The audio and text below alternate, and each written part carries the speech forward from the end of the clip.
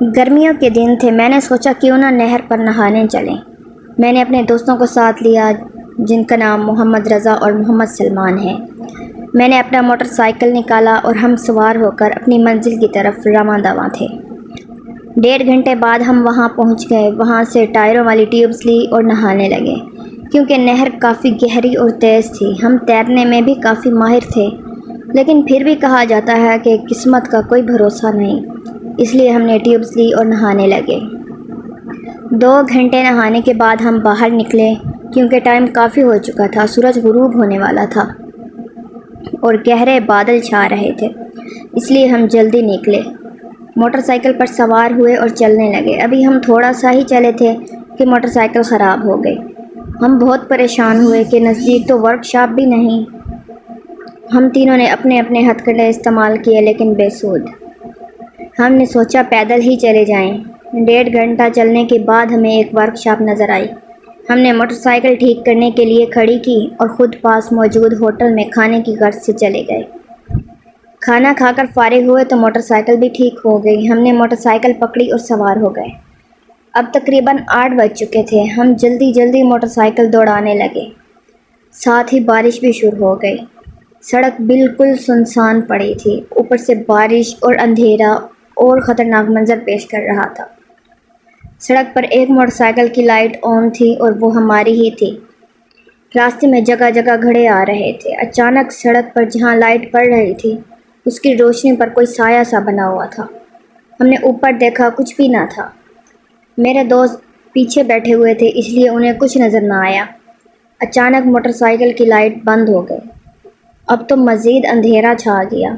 مجھے ایسے محسوس ہوا کہ جیسے بریک پر میرا پاؤں تھا اسے کوئی دبانے کی کوشش کر رہا تھا۔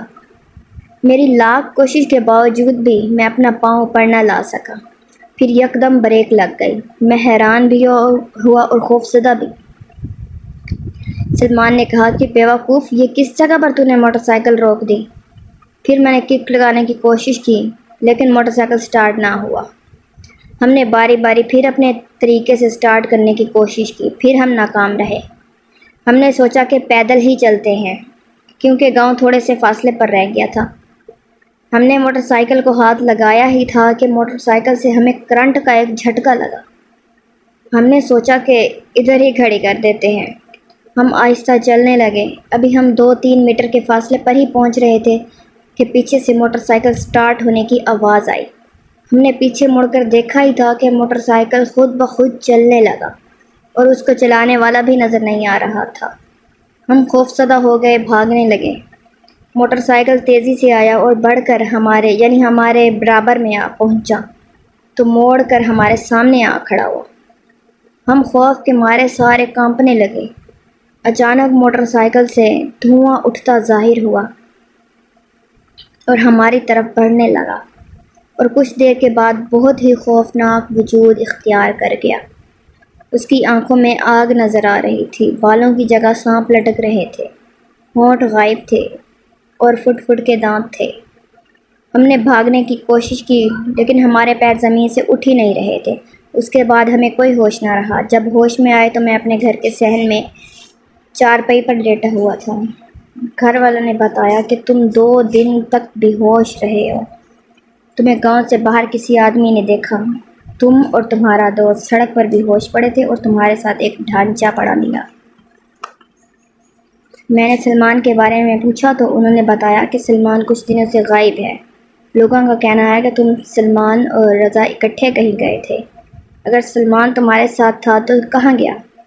اور وہ سمجھ میں نہیں آ رہا تھا کہ وہ ڈھانچہ کس کا تھا۔ کچھ دن بعد مجھے اپنی جیب سے ایک رکا ملا جس پر لکھا تھا، آخر تم دونوں کی گردن کے ساتھ تعویذ نہ بندھا ہوتا تو تم دونوں سلمان کی طرح ڈھانچہ بن جاتے۔